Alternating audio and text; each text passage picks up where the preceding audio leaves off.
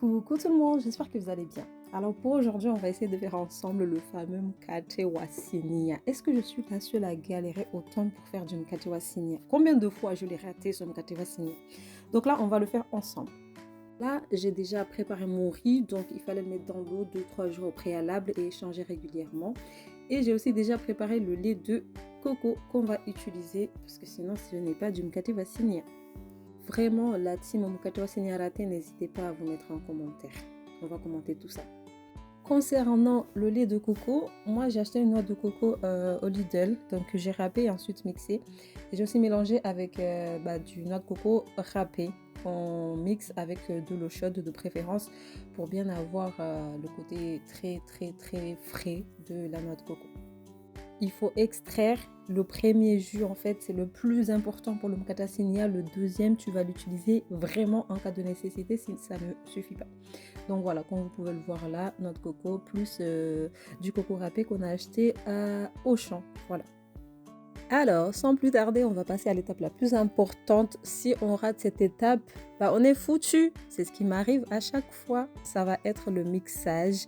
Donc, on va mixer le riz avec le lait de coco pour préparer la pâte qui va donc servir à faire le mkate wa sinia.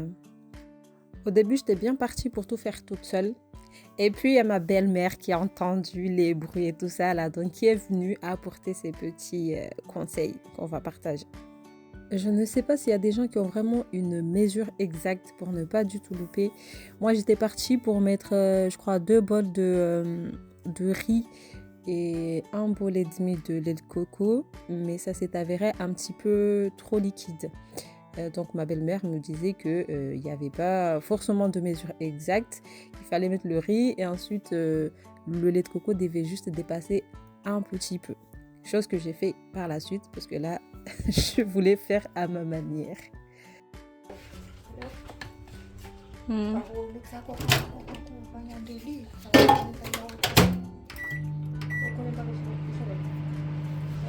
Donc là, elle m'expliquait que j'avais trop mixé et que c'était un peu trop liquide.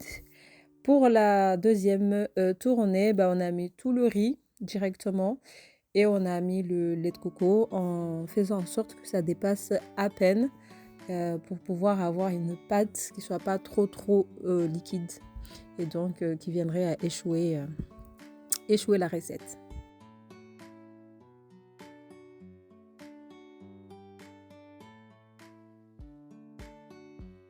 Bon, elle a une technique, vraiment, c'est la marque du mixeur, là. Je sais pas si vous pouvez le voir, mais voilà, si ça peut être un repère pour vous, n'hésitez pas. Voilà le résultat. Donc, on va mettre le tout dans un grand récipient et on va laisser, on va dire, fermenter pendant 24 heures pour avoir une pâte qui va être épaisse et qui va se liquidifier par la suite. C'est le jour J, et oui, manger du mkate wa sinia, ça se mérite, ça prend du temps. Donc là, c'est le jour J. Vous voyez, 24 heures plus tard, on va avoir un peu de liquide par-dessus. Ce liquide-là, donc cette eau-là, il va falloir l'enlever pour vraiment garder que la pâte qui est au fond.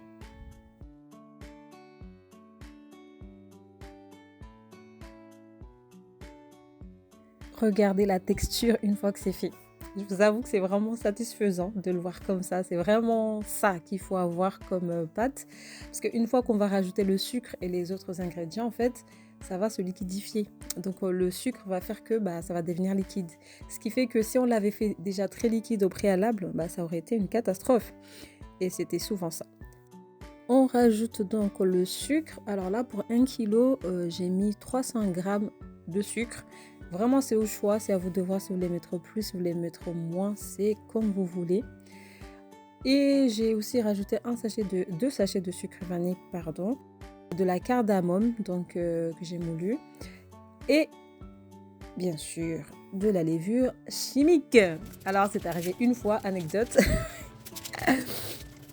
une fois. Je vais pas dire qui, mais a oublié de mettre la levure chimique, donc c'était n'importe quoi. Donc si vous ne mettez pas de levure chimique pour avoir ce gâteau là, ça va être très compliqué.